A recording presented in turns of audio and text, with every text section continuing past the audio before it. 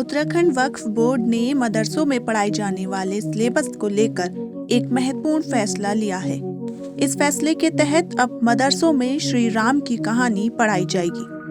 Board द्वारा नए syllabus में श्री राम की कहानी को जोड़ा गया है।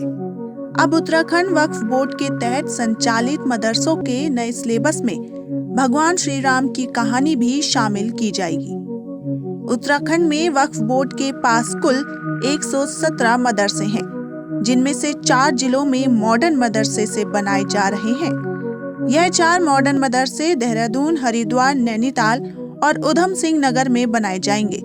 इन 4 मॉडर्न मदरसों में एनसीईआरटी का सिलेबस होगा और इन्हीं मदरसों में भगवान राम के चरित्र को दर्शाते हुए पाठ्यक्रम भी लागू किए जाएंगे।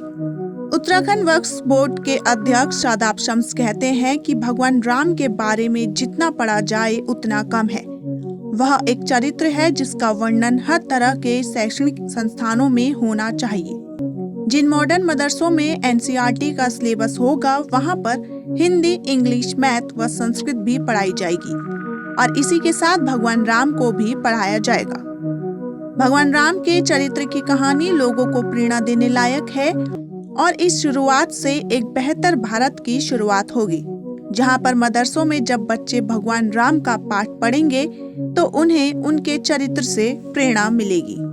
साथ ही उन्होंने कहा कि इंडोनेशिया का हवाला देते हुए मुस्लिम देश होने के बावजूद वहां के लोग श्री राम को आदर्श के रूप में पूजते हैं। देश के मुस्लिमों को इंडोनेशिया से सीख लेनी चाहिए। श्री राम ने पिता के वचन निभाने को आदर्श स्थापित किए। लक्ष्मण ने भाईचारे का संदेश दिया और माता सीता ने पतिव्रता धर्म का पालन कर मातृशक्ति का नाम रोशन करने का काम किया। सर, ये श्लोक से है सर, श्लोक नहीं है सर।